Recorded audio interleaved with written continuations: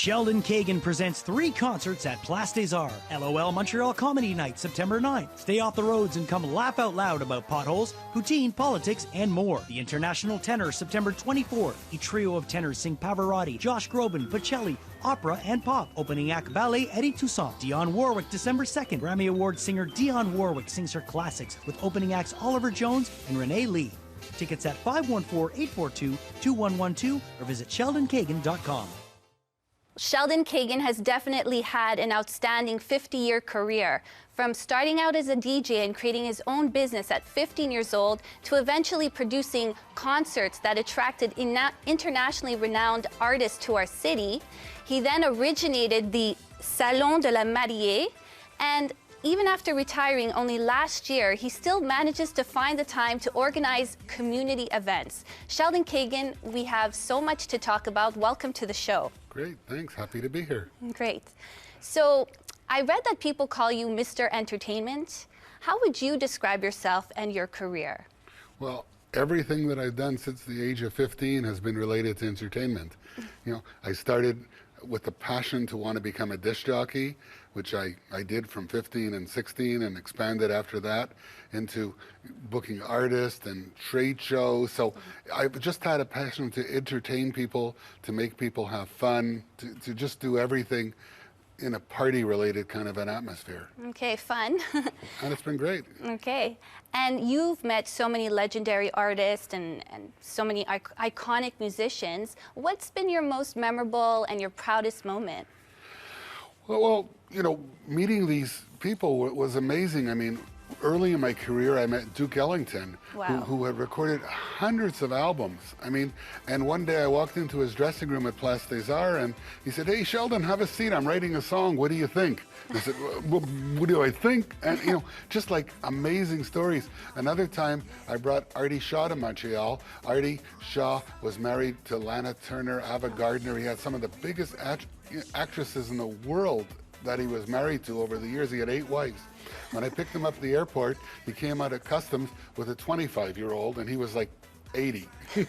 and I said, you know, Mr. Shaw, he says, "Call me Artie." I said, "You know, you just got off a plane from LA. Would you like to go for a bite to eat?" Thinking we can go to a fancy schmancy restaurant. He said, "Sheldon, do you like chicken?" I said, "I do, but it's not about me." He said, "Let's go to your house. We'll order chicken and play cards." And I called all the neighbors on my street to come play cards with Artie Shaw. So, like, just amazing, amazing things have happened. That is amazing, actually. And this show is actually about Quebec creativity. And you've worked with Oliver Jones, Renee Lee, Pierre Perpal, Nancy Martinez, to name a few.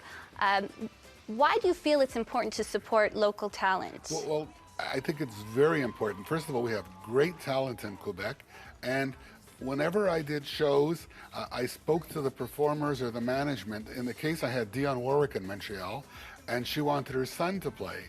And I said to her agent, "Look, I'll pay her son to be here, but I want to have Oliver Jones and Renee Lee." And I had to get into a whole discussion and negotiation to get permission.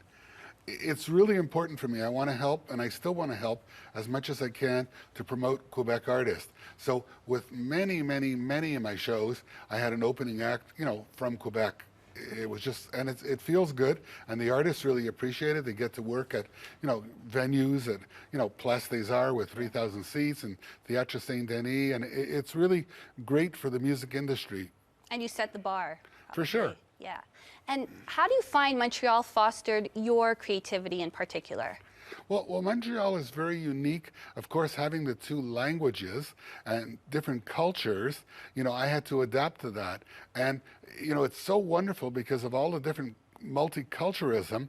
I try to learn about different languages and different performers, whether it be Italian or Greek, you know, from many different Caribbean islands. So having these people in the city was great, and it was always, again, wanting to do things different. I just didn't want to, you know, necessarily just, you know, deal with performers in one language. I wanted to deal with many people as I can, and Quebec is a melting pot. It's great for the music industry. That's great.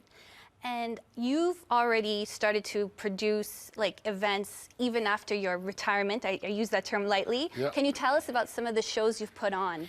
Yeah, when I retired, I really felt that I wanted to stay busy, but I wasn't going to go volunteer at a hospital and saying, hey, sir, here's your number for a blood test.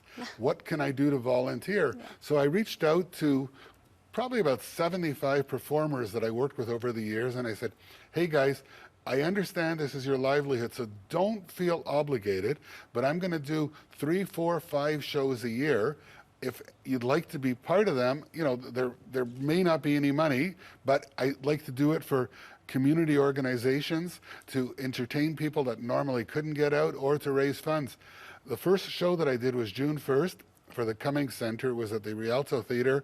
I had Pierre Propal, Nancy Martinez, ballet Eddie Toussaint. I had tenor Perry Canestrari, wow.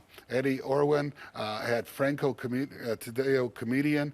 And when I went to the people, I had more performers. I had to say, hang on, guys, I got enough. We'll get you to the next show. And it was a sellout. People loved it. And I'm going to do others.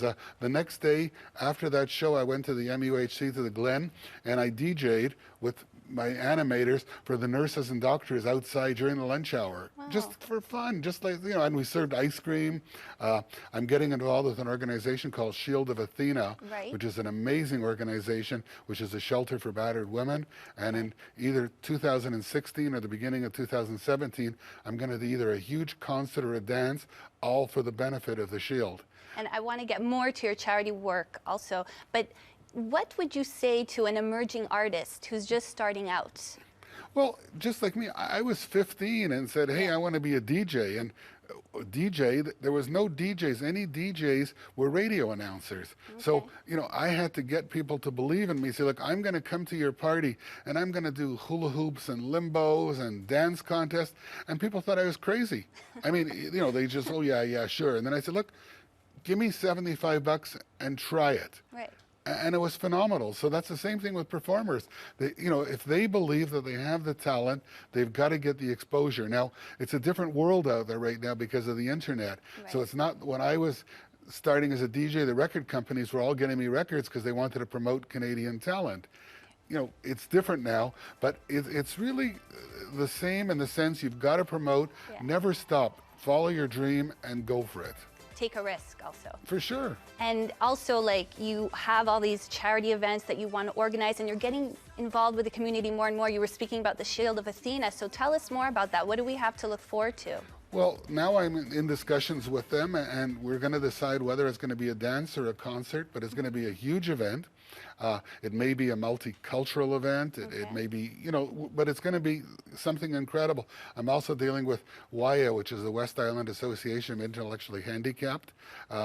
And when I retired, I had collected about 30,000 records. And I decided, what am I going to do with that? So I went and did some research and decided to donate everything to Vanier. And they're in the process now of opening a Linda and Sheldon Kagan music library with my records, my music statues, my music posters, because my legacy will continue. And what am I going to, was I going to do, put it in a locker? So this is where I had to think out of the box. But when I started collecting these records, and people like the Commodores had given me records, and these were amazing, but I wanted it to go on, and it's a different stage in my life. So I'll continue in the music industry, not in a commercial venture. Right. The people that are calling, wanting for bookings, not interested. When people from the community are reaching me, because I'm swamped. So I said politely to everybody, look, send me an email, explain to me who you are, explain to me your website, and I promise within a short delay I'll get back to you. And that's what I did right now. Right after I did the Cummings Center concert, I went out and I DJ'd for 800 of their volunteers. Yeah. And they were amazed. I brought back all these memories, and I did all my silly, fun things, dressing them up. And I left the Cummings Center feeling like, wow, I accomplished something. Yeah. So it's good. That's amazing. You're always giving back to the community. And if people want to find out more, they can go to your website? Yeah, because on the website recently, I just published over 600 pages of contracts, posters, letters from performers. And if they just go to sheldonkagan.com, great. And they'll be able to see and flip the pages right there. Okay. And actually right now, I'm actually starting real soon on my book. And within 6 months, 8 months, I will have a book out. Great.